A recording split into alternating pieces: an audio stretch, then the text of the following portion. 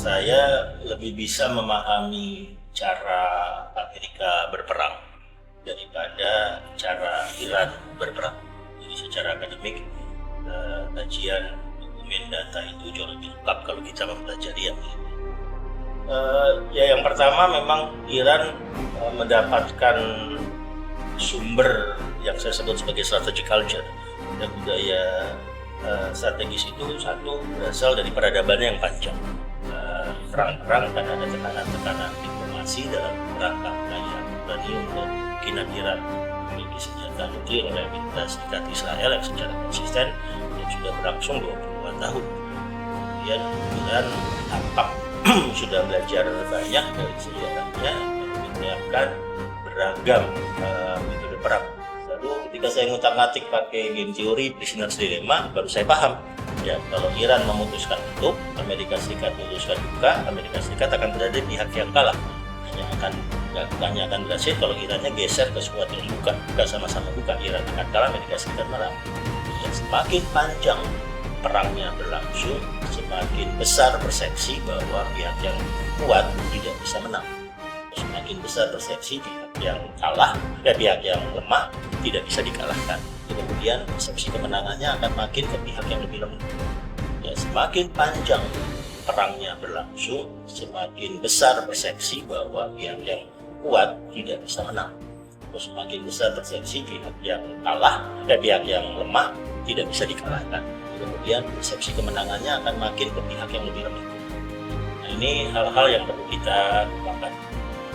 Mungkin di teman-teman di Kementerian Pertahanan ini harus dibuat beberapa skenario terburuk. Usahakan mematahkan skenario terburuk itu, kemudian membuat satu perencanaan yang lebih baik untuk Indonesia.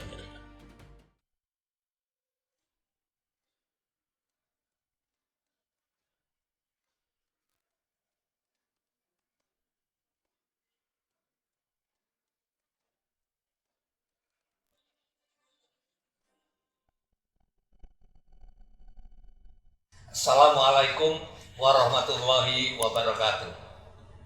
Selamat datang di Forum Komunikasi Industri Pertahanan Podcast, yang mana kami membicarakan hal-hal yang berbobot, yang bersifat strategis, kemudian juga politis, dan juga geopolitik, yang tentunya berguna bagi masa depan Indonesia.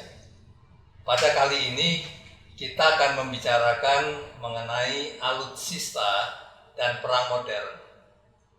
Belajar dari peperangan antara Iran, Amerika, dan Israel.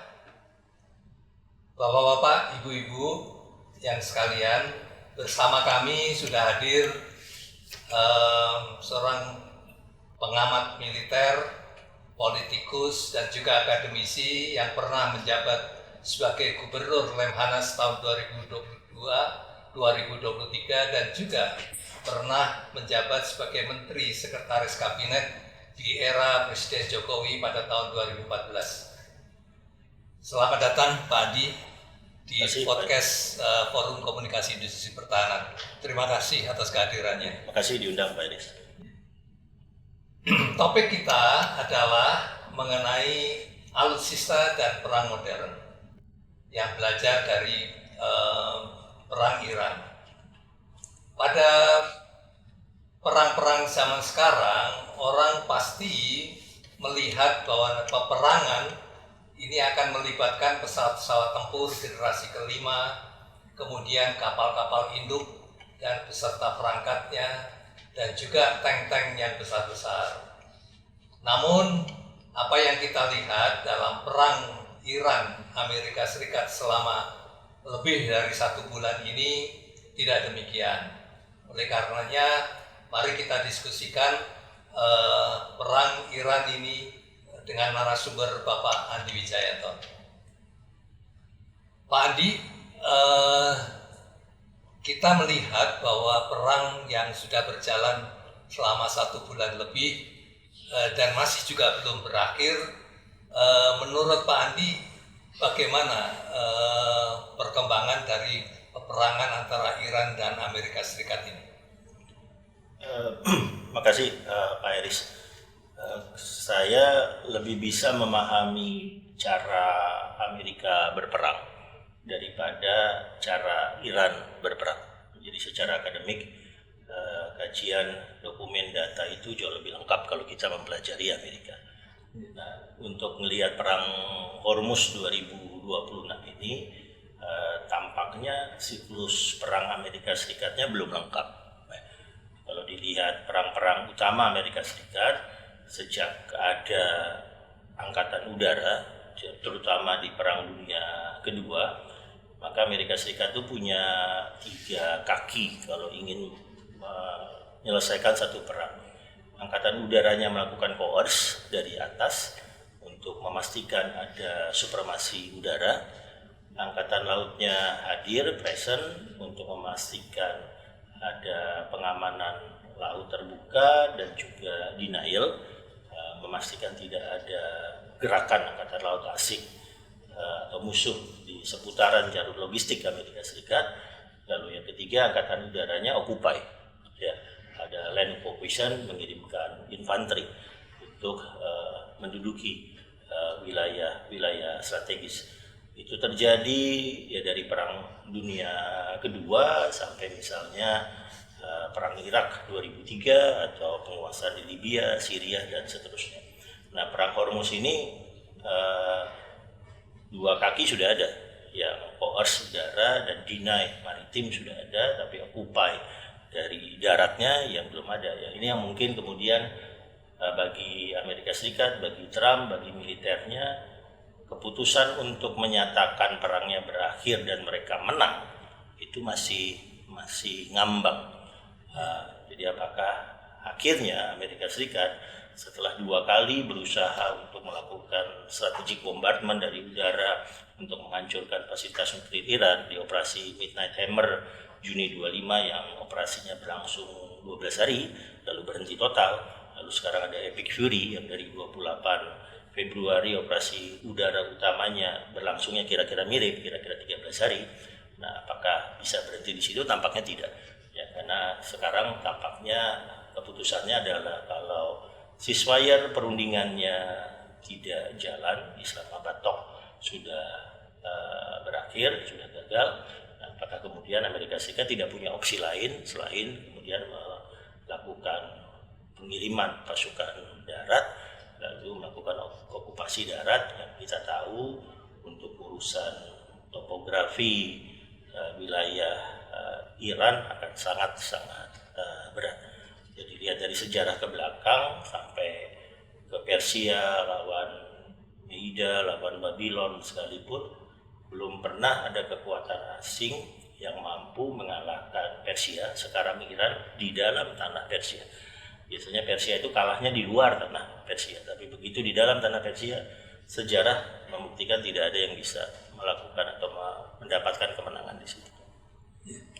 Terima kasih. Jadi Bapak sudah menjelaskan bagaimana pola peperangan Amerika dan juga sekilas mengenai kemampuan Iran berperang dengan negara-negara lain.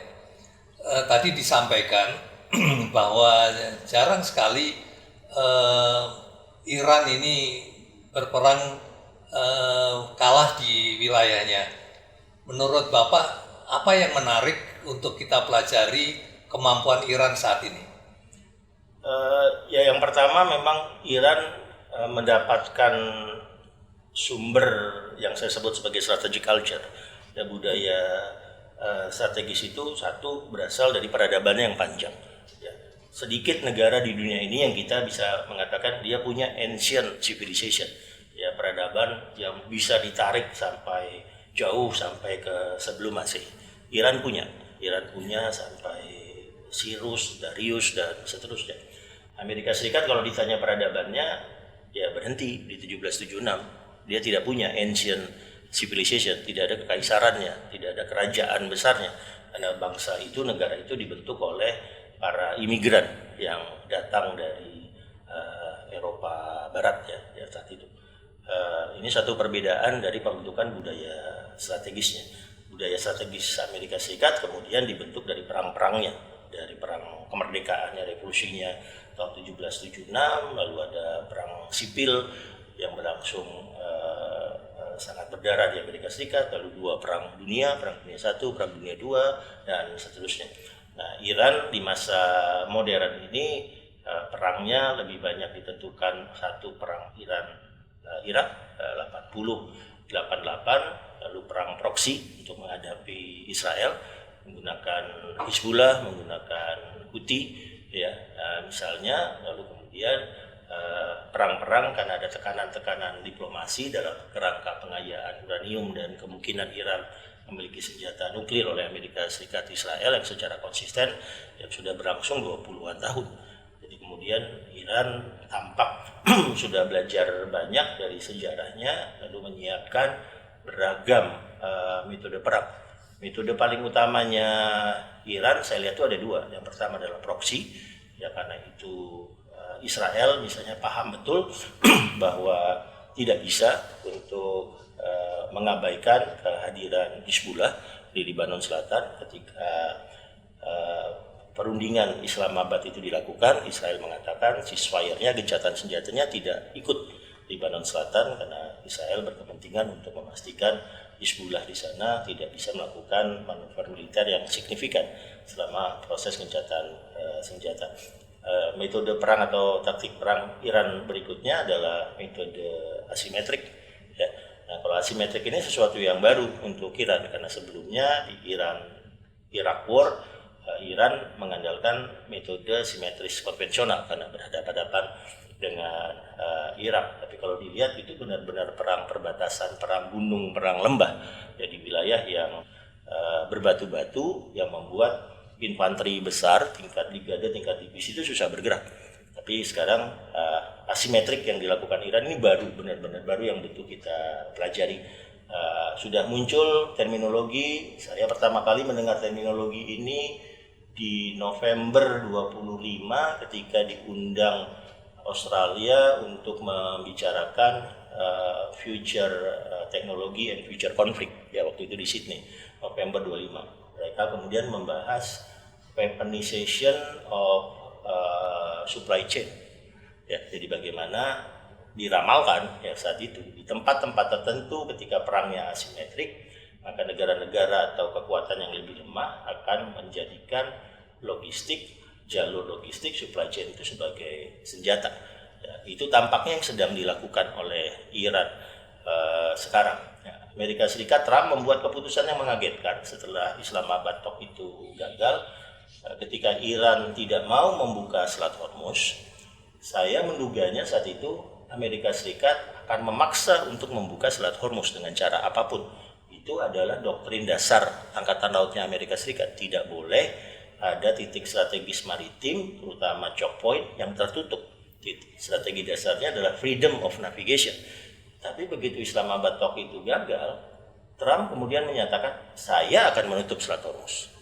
Ya, bertolak belakang dari doktrin freedom of navigation-nya. Lalu ketika saya ngutak-ngatik pakai game teori Prisoner's Dilemma, baru saya paham. Ya, kalau Iran memutuskan nutup, Amerika Serikat memutuskan buka, Amerika Serikat akan berada di pihak yang kalah. Hanya akan berhasil kalau Irannya geser ke skuadron buka sama-sama buka, Iran akan kalah, Amerika Serikat marah. Tapi kalau Irannya nutup, Amerika Serikatnya juga nutup, sama-sama bergerak ke kuadran nutup, itu stalemate, buntu, tidak ada yang menang, ya sama-sama -3 ya nilainya, itu buntu. Nah, tampaknya Amerika Serikat kemudian pertama kali mungkin dalam doktrin dasar Angkatan Lautnya memutuskan untuk nutup selat. Biasanya dia buka di mana-mana, Suez tertutup dia buka, Panama tertutup dia buka dan lain-lain. Tapi kali ini pertama kalinya Amerika Serikat, Trump memerintahkan agar kekuatan armadanya digerakkan ke Selat Hormuz untuk memblokade menutup Selat Hormuz. Ini sesuatu yang baru, tapi saya lihat ada satu taktik baru yang mungkin akan berpengaruh besar Indonesia yang disebut tadi weaponization of supply chain tadi. Masih jadi tadi penjelasan mengenai asymmetric warfare yang dilakukan oleh Iran terhadap Amerika ini berjalan. Nah, menarik kalau kita bicara asymmetric warfare, tentunya sangat berpengaruh alutsistanya, Pak. Alutsista apa yang bisa memperkuat taktik dari Iran ini untuk melawan Amerika? Ya karena sifatnya asimetrik, jadi tampaknya Iran benar-benar tidak mau memiliki satu pertempuran terbuka ya, direct.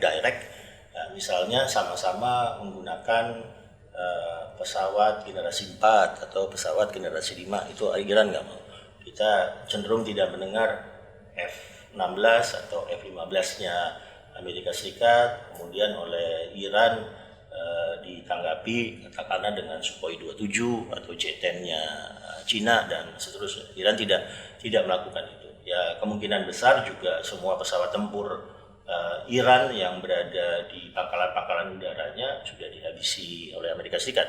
Ya, mungkin dalam 3 hari pertama, mungkin dalam 6 jam pertama, ya itulah sasaran serangan udara Amerika Serikat utama, menghancurkan kemampuan retaliasi udaranya Amerika Serikat. Yang paling kelihatan adalah pesawat-pesawat tempur tersebut. Lalu Iran menggunakan retaliasi yang lain, ya tadinya ada ballistic missile, ya, lalu ada cruise missile yang diduga Iran sudah memiliki beberapa cruise missile yang kecepatannya hipersonik, ya, dengan menggunakan teknologi Cina. Lalu yang sekarang benar-benar kelihatan adalah drone, ya, drone yang biayanya satu drone mungkin antara 20.000 50.000 ya, dibandingkan dengan pesawat tempur atau kemampuan balas Amerika Serikat di Israel yang bisa jutaan dolar. Jadi asimetriknya kelihatan dari jenis alutsista yang dipergunakan itu berbeda, ya, tidak direct ya sifatnya, tapi juga dari sisi harga.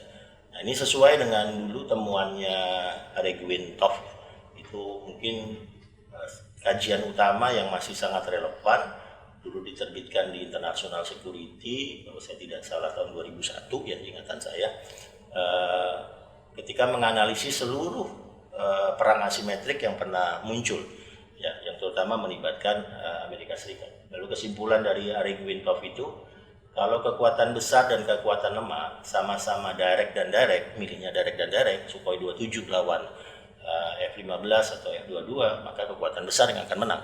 Tapi begitu kekuatan yang lain memutuskan indirect, ya, maka indirectnya dilakukan oleh kekuatan yang lebih lemah, maka kesimpulannya agak aneh. Kekuatan kecilnya tidak bisa dikalahkan, tapi dia juga tidak menang. Ya, kekuatan besarnya tentu tidak kalah, tapi dia juga tidak mengklaim menang, nggak bisa mengklaim menang. Jadi akhirnya ada kebuntuan. Nah begitu kebuntuan itu, kemenangan militer menjadi urusan persepsi, bukan urusan yang benar-benar ada di pertempuran, di medan tempur. Lalu Aregwin Tov menyatakan bahwa senjata utama dari pihak yang lebih lemah pada saat asimetriknya muncul, senjata utamanya, teman utamanya, sekutu utamanya adalah waktu. Ya, semakin panjang perangnya berlangsung, semakin besar persepsi bahwa pihak yang kuat tidak bisa menang, atau semakin besar persepsi pihak yang pihak yang lemah tidak bisa dikalahkan. Nah, itu kemudian persepsi kemenangannya akan makin ke pihak yang lebih lemah. Ya, dan jadi kemungkinannya ini akhirnya menghadirkan satu persepsi kemenangan daripada betul-betul tentang klaim kemenangan yang ada di medan tempur. Ya, karena itu kembali ke tadi pola Amerika Serikat. Kalau Amerika Serikat memang benar-benar ingin memastikan kemenangan, ya tampaknya Amerika Serikat nggak punya pilihan lain di Iran selain okupasi darat, mengirimkan divisi infanterinya untuk masuk, minimal menguasai titik-titik strategis mungkin sepanjang pesisir Hormuz, atau kalau bisa ya seperti Irak 2003 menguasai Teheran. Irak 2003 mereka berhasil menguasai Baghdad. Tadi sudah dijelaskan mengenai waktu yang panjang, ini bisa dimainkan oleh Iran, dan salah satu alutsista yang sudah disampaikan oleh Bapak, peluru kendali dan juga drone. Alutsista ini sudah terbukti bisa memperpanjang pertempuran. Menurut Bapak, apa yang bisa kita pelajari dari perang Iran Amerika Serikat ini bagi kemajuan pertahanan bagi Indonesia?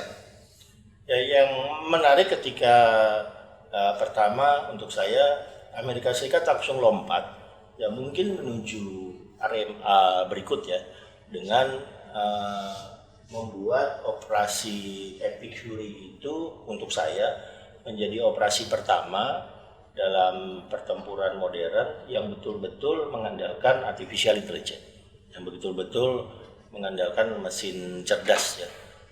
Mereka sudah mulai menggunakan itu untuk Midnight Hammer, lalu 2025, lalu operasi Venezuela untuk menculik Maduro di Januari 2026, lalu dipakai lagi di Epic Fury. Ya, jadi yang dulu ada konsep OODA Loop ya Amerika Serikat itu menjadi sangat-sangat dikompres sehingga ada satu kajian dengan menggunakan AI, dulu ada Anthropic, lalu pindah ke Palantir, ada Maven.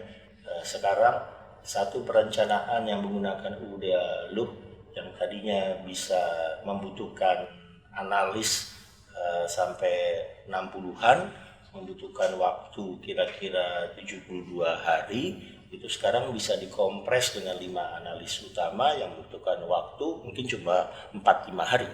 Jadi proses untuk mengambil keputusannya sangat-sangat cepat. Amerika Serikat sudah lompat ke AI war. Saya sudah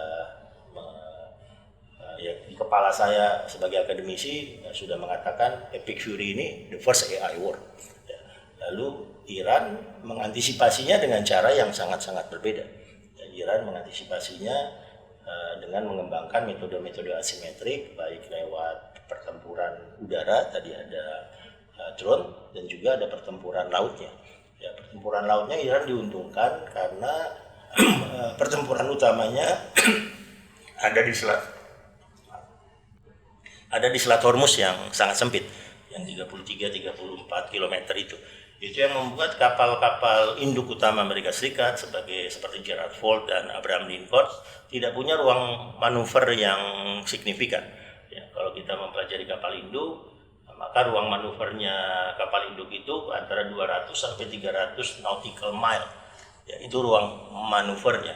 Ya, kemampuan radarnya pun cenderung hanya bisa menangkap secara sekaligus objek di maritim itu kira-kira 30 sampai 40 objek ya secara sekaligus yang mereka kemudian langsung didata untuk dijadikan target. Nah, di maritim misalnya Iran membuat satu keputusan taktikal untuk tidak mengirim kapal perang Iran yang biasanya setingkat destroyer untuk mengganggu armada kapal induknya Amerika Serikat. Yang mereka kirim adalah kapal-kapal kecil, kapal-kapal cepat yang ukurannya 20-30 meter, rata-rata ukurannya 24 meter. Yang dikirim bukan 10-20, enggak, yang dikirim bisa 300-400. Jadi radar kapal induknya menangkap kira-kira 30-40 swarming ship ini, sisanya lolos. Nah, sisa yang lolos ini ada yang kamikaze, menghancurkan diri sendiri, ada yang menebar ranjau, ya ada yang kemudian meluncurkan drone dari atas kapal dan seterusnya. Nah, itu yang membuat sampai hari ini sejak 28 Februari 2 kapal induk Amerika Serikat nggak pernah melintasi Hormuz. Ya, dia berhenti kira-kira di Laut Arabia, ya berbatasan dengan Samudra Hindianya. Karena tadi nautical mile-nya tidak terpenuhi, 200 sampai 300 nautical mile tidak terpenuhi, dan kemudian dia memiliki kendala ketika swarming doktrinnya Iran betul-betul mengganggu bagaimana tactical surveillance-nya kapal induk itu patah. Dan ini satu yang menarik. Dan itu yang nanti mungkin bisa dipelajari oleh Angkatan Laut kita ya, karena kita kemudian akan punya kemungkinan pertempuran yang sama di Selat Malaka, kemungkinan pertempuran yang sama antara Batam dengan Natuna, tentunya di Selat Sunda, tentunya di Selat Lombok atau di Laut Sulawesi gitu ya, di Alki 1, Alki 2 kita kemungkinan kita akan menghadapi pertempuran-pertempuran yang sama ke depan. Ya mungkin bukan Amerika Serikat ingin mengokupasi Indonesia, tapi mungkin ada skenario Cina akan bersitegang dengan Amerika Serikat urusan Laut Cina Selatan atau urusan Taiwan. Lalu Amerika Serikat yang ada di Diego Garcia butuh melintas di selat-selat strategis kita untuk mengarah ke Laut Cina Selatan, mengarah ke Taiwan, atau mungkin untuk mengembalikan armadanya yang sekarang ada di Central Command kembali ke Indo-Pacific Command menggunakan titik Guam misalnya. Nah, skenario-skenario ini yang harus dibangun oleh militer kita ke depan. Tadi Bapak sudah menyampaikan skenario-skenario buat pertahanan Indonesia berkaitan dengan keberadaan Selat Malaka. Mohon bisa dijelaskan bagaimana penanganan Selat Malaka yang kita belajar dari Selat Hormuz untuk Indonesia masa depan. Ya, baik Pak Iris. Saya ceritakan pengalaman hari kedua Lebaran tahun ini Pak Iris. Waktu itu saya diundang oleh Kementerian Pertahanan Perancis menghadiri Paris Defense Strategic Forum. Ini acara tahunan, ya, tahunan mereka. Lalu dari Indonesia yang bisa hadir saat itu hanya 2, saya sebagai akademisi mewakili Lab 45, lalu ada 1 mahasiswa doktoral di Lancaster University Inggris, Mas Gilang, yang dulu 10 tahun yang lalu Mas Gilang itu sudah membuat tesis tentang drone 10 tahun yang lalu. Lalu kami dibagi dalam kelompok-kelompok 3 hari itu ada wargamingnya. Ya. Nah, ketika wargaming itu saya terkejut karena skenarionya adalah memberangkatkan atau menggelar kapal induk Prancis, De Gaulle, dari Atlantic Command menuju Indo-Pasifik. Ya, bersiap-siap penopang gelar Amerika Serikat di Indo-Pasifik dengan skenario eskalasi Taiwan. Ya. Nah, di situ fasilitator dari wargaming itu memberikan satu pertanyaan yang sangat spesifik ke kami, ya saya dengan Mas Gilang. Pertanyaannya adalah, kalau De Gaulle ingin merapat di satu titik logistik strategis Indonesia, akan diizinkan atau tidak? Itu pertanyaannya. Dan ini yang nanya Perancis. Nah, saya kaget. Saya mengatakan, bukannya kalian cuma punya 1 kapal induk, ya cuma De Gaulle. Benar-benar bisa dipindahkan dari Atlantic Command ke Indo-Pacific Command. Mereka bilang kalau situasi yang membutuhkan akan kami geser. Nah, di situ saya kemudian, ini makin real ini. Ya, makin real. Saya kemudian ingat yang namanya dilema Cina tahun 2003. Waktu itu presidennya masih Hu Jintao. Ya, di Cina disebutnya sebagai dilema Hu. Ya, dilema Hu ini adalah Cina menyadari bahwa logistik Cina itu terlalu tergantung dengan Selat Malaka. Ya, saat itu hampir 78% dari kebutuhan energi dan raw material Cina itu lewatnya Selat Malaka, disebutnya sebagai dilema Hu. Ya, lalu kemudian mereka harus melakukan diversifikasi untuk mengatasi dilema itu.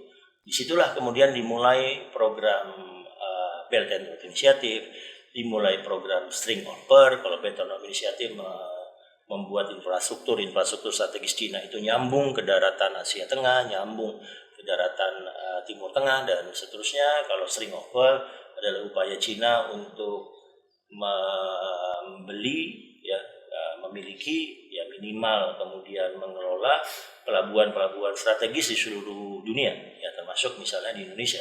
Sehingga ketika dilema itu disadari 2003, lalu 20 tahun kemudian di tahun 2023 dievaluasi, Cina di 2023 Cina sudah memiliki hampir 100 pengelolaan pelabuhan strategis, ya, di seluruh dunia, ya, termasuk ada di Australia, termasuk ada di Amerika Latin, di Argentina, Brasil, di Venezuela, dan seterusnya.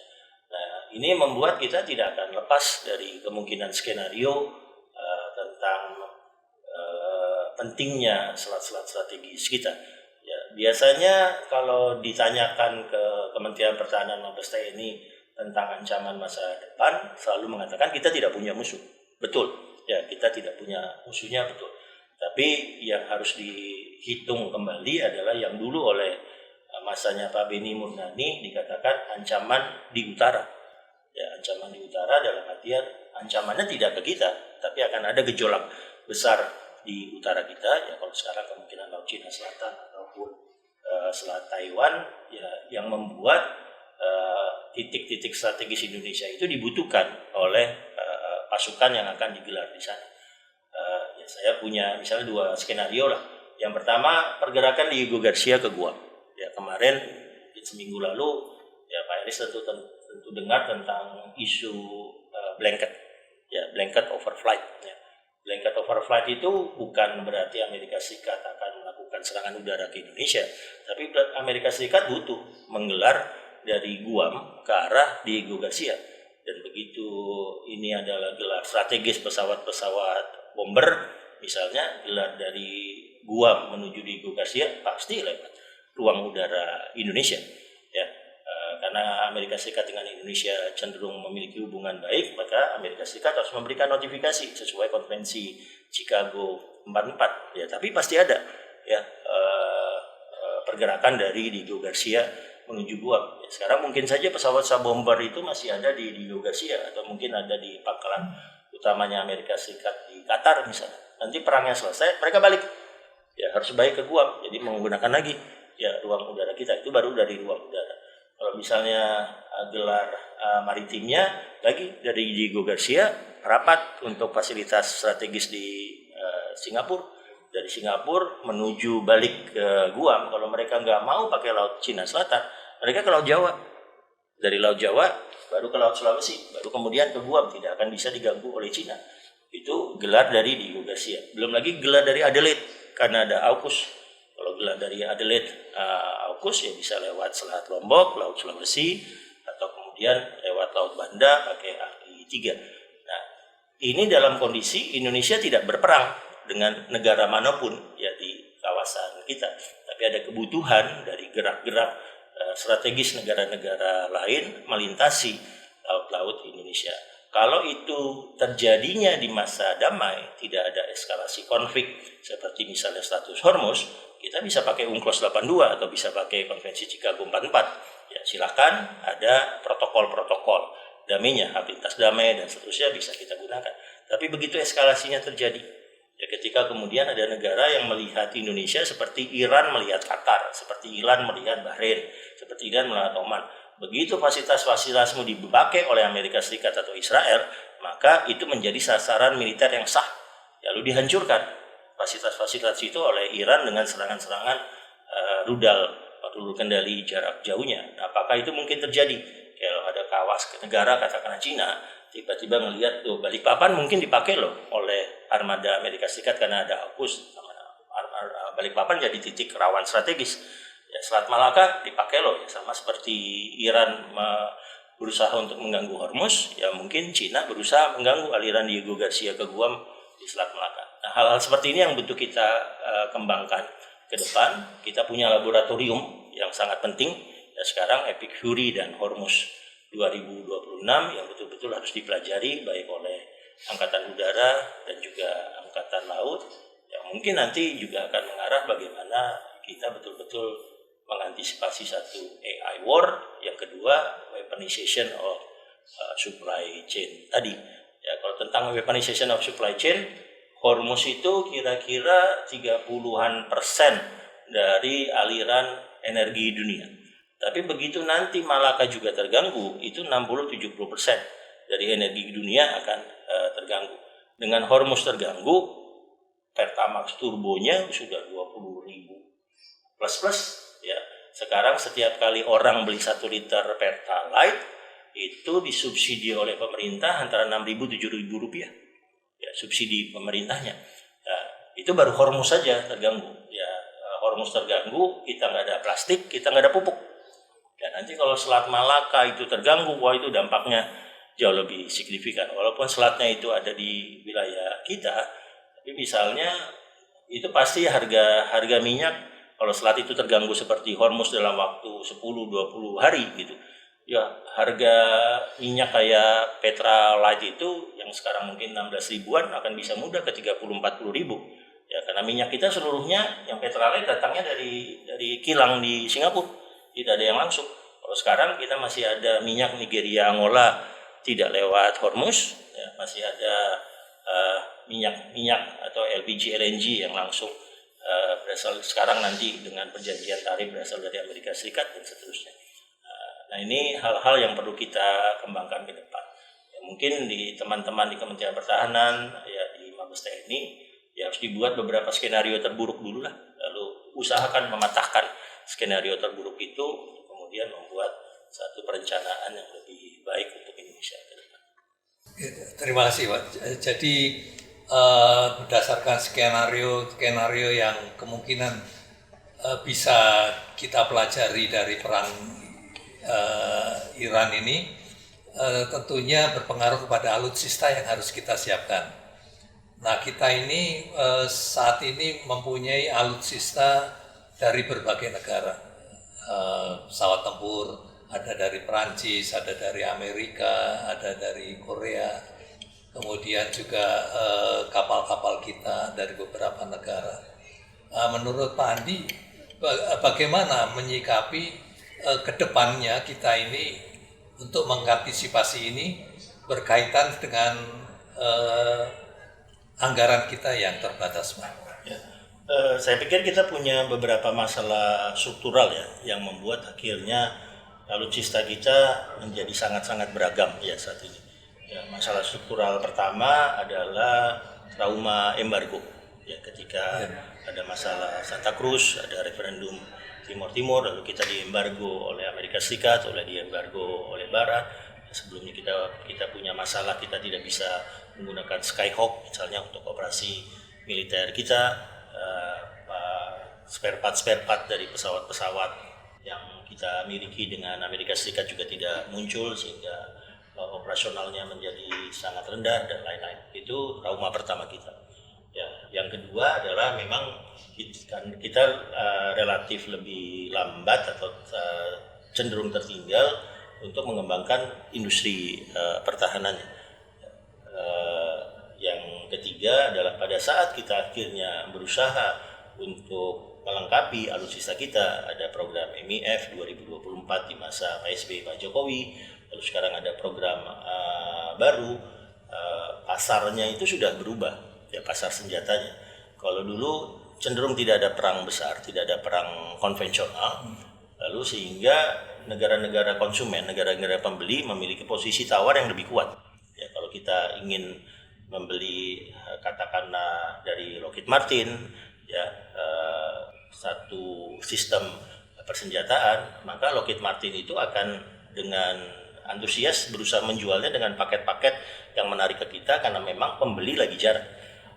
Itu kira-kira sampai tahun 2012-2013 pasar senjata masih begitu. Karena saat itu pasarnya bergeser karena perangnya beralih menjadi perang-perang kontra terorisme. Ya, dari tahun 2001 terus sampai 2012 perang-perangnya beralih ke kontra terorisme. Lalu ketika kemudian ada operasi-operasi yang baru di Syria, Libya dengan Afghanistan, kami waktu itu sebagai pengamat militer mengatakan ini the return of conventional warfare. Ya, Amerika Serikat untuk mengalahkan Taliban, ya misalnya di Afghanistan, mereka mengirimkan infanteri dengan kavaleri konvensional, bukan pasukan-pasukan khusus. Ya, sama yang dilakukan misalnya di Syria, sama dengan di Libya, itu menjadi perang kota. Ya, perang kota yang melibatkan tank-tank kelas utama, bukan lagi perang-perang dengan pasukan-pasukan khusus seperti dulu menghadapi misalnya Al-Qaeda atau menghadapi ISIS. Lalu benar-benar memuncak ya ketika Rusia menyerang Ukraina. Begitu Rusia menyerang Ukraina, kemudian ada Midnight Hammer, ada Epic Fury, ini benar-benar the return of conventional warfare. Nah, begitu the return of conventional warfare, negara-negara itu tiba-tiba punya kebutuhan untuk membeli alutsista lagi. Produsennya sekarang yang kewalahan. Nah, produsennya kemudian ngerem, saya nggak akan bisa ngirim ke kamu, saya nggak bisa ngirim ke kamu, dan seterusnya. Dari negara seperti Indonesia, yang dalam arsitektur keamanannya, pertahanannya Amerika Serikat itu bukan aliansi, bukan mitra utama, kita baru dapat status MDCP, ya, kira-kira minggu lalu ketika Pak Safri dengan Pak Hekset menandatangani kesepakatan partnership itu, Indonesia itu akan diprioritaskan kesekian. Ya, aliansi bukan, tidak terlibat pertempuran, tidak terlibat dalam pihak yang bertempur juga bukan. Jadi kemudian kayak Lockheed Martin dan lain-lain, produsen-produsen utama akan ngelihat ke Amerika Serikat, mengatakan kalau saya mau jual senjata, prioritas saya kemana? Ya, nah, karena Indonesia tidak diprioritaskan, ya beli apa yang tidak diinginkan oleh negara-negara yang kemungkinan kemudian kalau pesawat beli harus generasi 4 dulu, muncullah Rafale misalnya, muncul kemudian kemungkinan dulu Mirage ya dan seterusnya ya untuk kapal armada laut misalnya ya tiba-tiba kita dikejutkan karena membeli kapal induk ya Garibaldi ya dan lain. Tapi kalau kita mau masuk alutsista utama yang benar-benar sekarang dipakai pasti nggak ada. Karena alutsista itu akan diarahkan memperkuat NATO, ya memperkuat Central Command dan lain-lain. Amerika Serikat untuk F-35-nya sendiri sudah membatalkan beberapa pembelian dari negara-negara sekutunya. Ya misalnya dari Singapura sudah dipotong, dari Australia sudah dipotong, dari negara-negara sudah dipotong karena harus memperkuat dirinya sendiri dulu. Karena tiba-tiba the return of conventional warfare ini membuat yang semula alutsistanya kita bayangkan akan beralih karakter karena perang asimetrik, lalu tiba-tiba perang asimetrik yang kontra teror tiba-tiba beralih ke perang-perang konvensional. The return of conventional warfare ini relatif mengganggu ya usaha Indonesia untuk mendapatkan senjata-senjata utama yang baru dan juga mendapatkan misalnya tawaran-tawaran menarik untuk membangun industri pertahanan. Karena waktunya sudah lewat. Ya, dulu waktu terbaik kita untuk mendapatkan kontrak-kontrak yang lebih atraktif ya, ketika produsen menawarkan kerjasama yang menarik itu untuk saya di tahun 2001 sampai kira-kira tahun 2012. Nah, begitu sudah lewat, udah berbalik, ya, arahnya udah berbalik. Jadi kalau dari pasar senjata yang semula pasarnya pasar konsumen kuat sudah beralih menjadi pasar produsen. Ya apalagi kemudian diperparah dengan munculnya perang utama. Ya, saya hadir di Shangri-La Dialog 2025 ya. Ketika itu Menteri Pertahanan Hegseth menjadi salah satu pembicara kunci di Shangri-La Dialog 2025 itu. Nah, di situ Hegseth sudah mengatakan bahwa semua sekutu Amerika Serikat harus meningkatkan anggaran pertahanannya kalau bisa menuju 5% dari PDB. Kalau bisa, ya minimal ke arah 2,5% dulu. Ya di situ ada waktu di Shangri-La Dialog Singapura itu ada Menteri Pertahanan Australia dan sesudah langsung Hegseth bilang kalau ukuran kayak Australia harus 3,5% dari PDB. Singapura pun diminta untuk 3,5% dari PDB, tapi maunya ke 5% dari PDB. Nah begitu naik ke 3,5 ke 5% dari PDB, ya produsen senjata itu fokusnya untuk melayani permintaan kebutuhan negara-negara yang menjadi arsitektur utama dari Amerika Serikat, berarti sekutu-sekutunya. Indonesia itu di tier 5. Ya, tier 1 itu sekutu NATO, lalu di tier 4 baru itu India di 2016 dia membuat partner sama seperti Indonesia, lalu Indonesia baru masuk di tier 5 menjadi MDCP itu pun baru muncul April 2026. Jadi agak susah saya membayangkan bahwa Indonesia bisa masuk ke arus utama perkembangan teknologi persenjataan tadi dengan arsitektur aliansinya Amerika Serikat, lalu Indonesia masuk ke tier khusus, tier 5 MDCP, tapi kemudian tidak bisa mengatakan bahwa saya akan mengambil jarak ya dengan Cina, saya akan mengambil jarak ya dengan Rusia supaya saya bisa total misalnya ke MDCP. Itu bukan karakter dari politik luar negeri kita, dan itu yang nanti akan membuat relatif susah Indonesia untuk mendapatkan pintu masuk ke produsen senjata utama lalu mendapatkan tawaran-tawaran khusus untuk membangun industri pertahanan kita. Terima kasih Pak. Jadi tadi posisi Indonesia ada di tier 5 sehingga akses kita ke produsen persenjataan sangat terbatas. Dan tadi Pak Andi juga sudah menyampaikan salah satu solusi memperkuat industri pertahanan.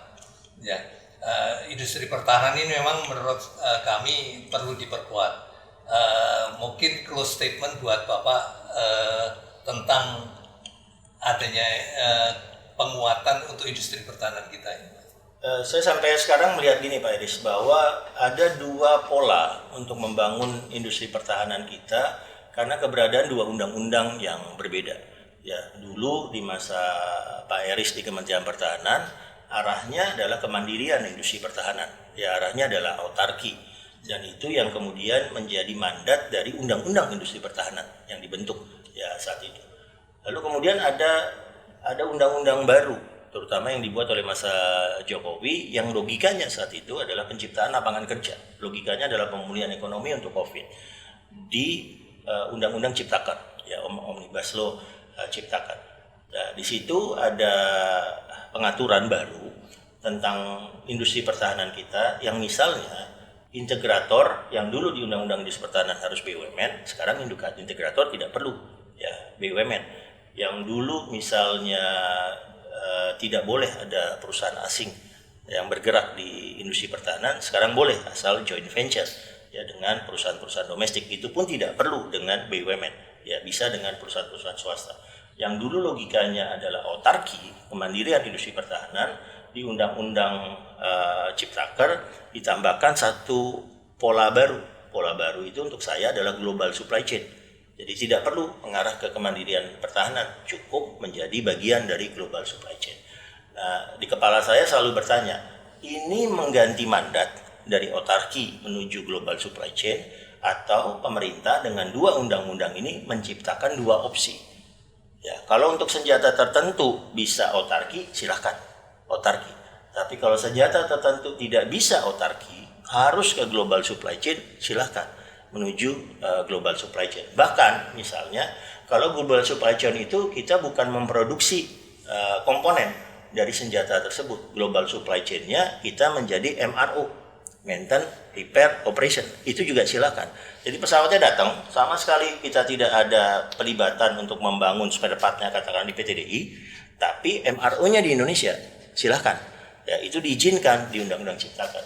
Nah, itu tampaknya yang belum betul-betul diputuskan oleh Kementerian Pertahanan, ya, nanti berinteraksi misalnya dengan Danantara, bagaimana memilih senjata-senjata yang harus autarki.